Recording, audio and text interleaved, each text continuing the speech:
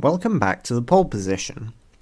Next week, I'll be doing an unscripted video to celebrate reaching 200 subscribers, alongside celebrating the first 6 months of my channel.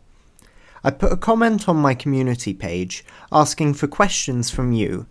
I'll give my honest thoughts on whatever you ask me, as long as it's appropriate, and I'll talk about everything from my channel growth, recent elections, and my plans for the future.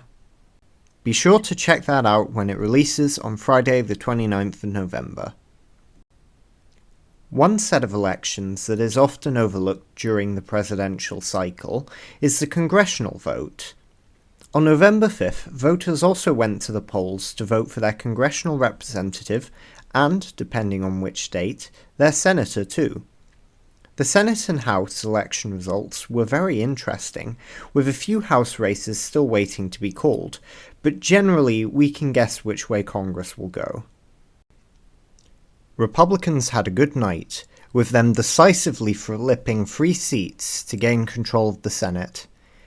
They are looking like they'll flip 4, but due to the razor-thin lead the Republicans hold in Pennsylvania, a recount is underway in that state, with the results not in at the time of writing. Republicans will win control of the Senate regardless, as they now have 52 guaranteed seats, which gives them a reasonable majority to work with.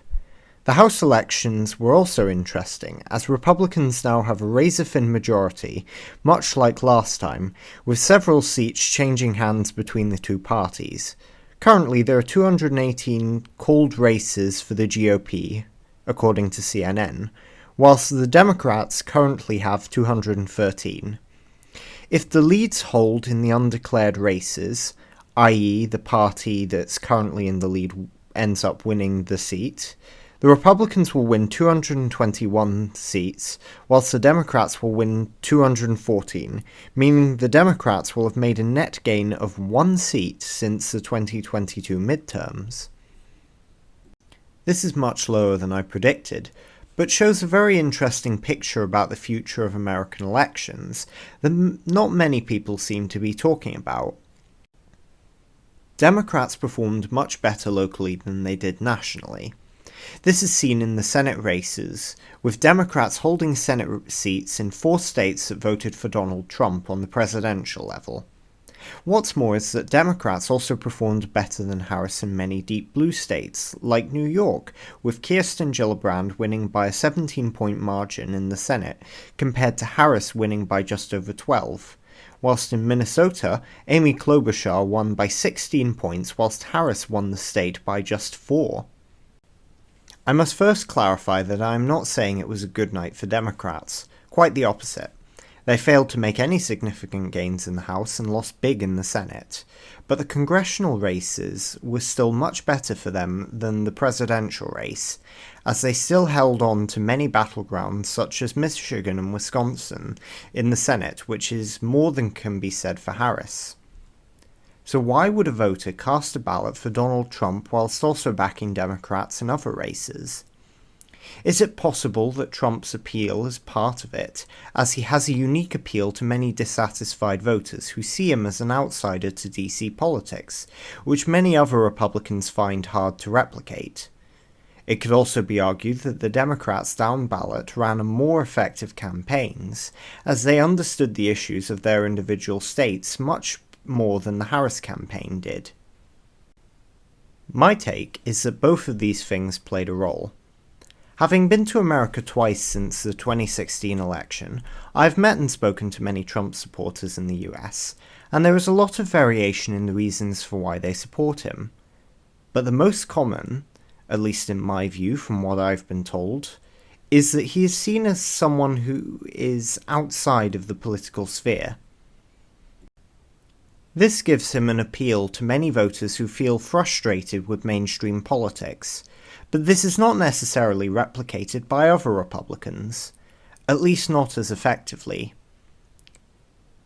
Despite his personal appeal, many Republicans who have his endorsement fail to win as big as he does. Take Arizona, where staunch Trump supporter Kari Lake failed to win the Senate race, and did worse than Trump in 2020, let alone 2024, despite having many similar policy positions. This shows that some of this success may be down to Trump as a candidate, rather than the Republican platform. In fact, this election saw surprisingly little talk about policy from either side in debates, meaning on the presidential level, voters were largely making a choice based on the candidates alone.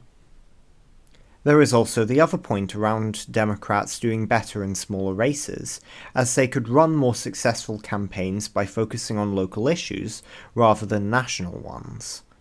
Democrats were having to grapple with the unpopularity of the Biden administration, which was extremely difficult for Harris, as she was the sitting vice president.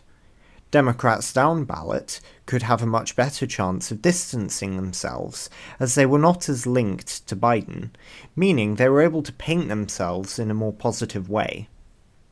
Arizona is yet another example of this, as Ruben Gallego was able to focus on Arizona issues and didn't carry the same political baggage as Harris did, making his electoral performance much better than hers.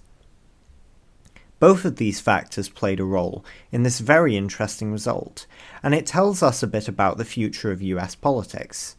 The next election will be the first time in over a decade where Donald Trump will not be a candidate for the presidential election, meaning we will see a Republican candidate who may not be able to replicate the same kind of image that Trump managed to build around himself.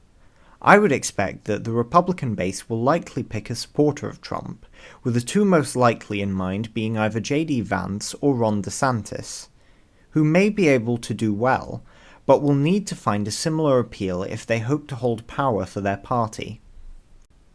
The issue Democrats will have is whether or not they can replicate successes at the local level nationally, as a lot will hinge on who they pick as a candidate.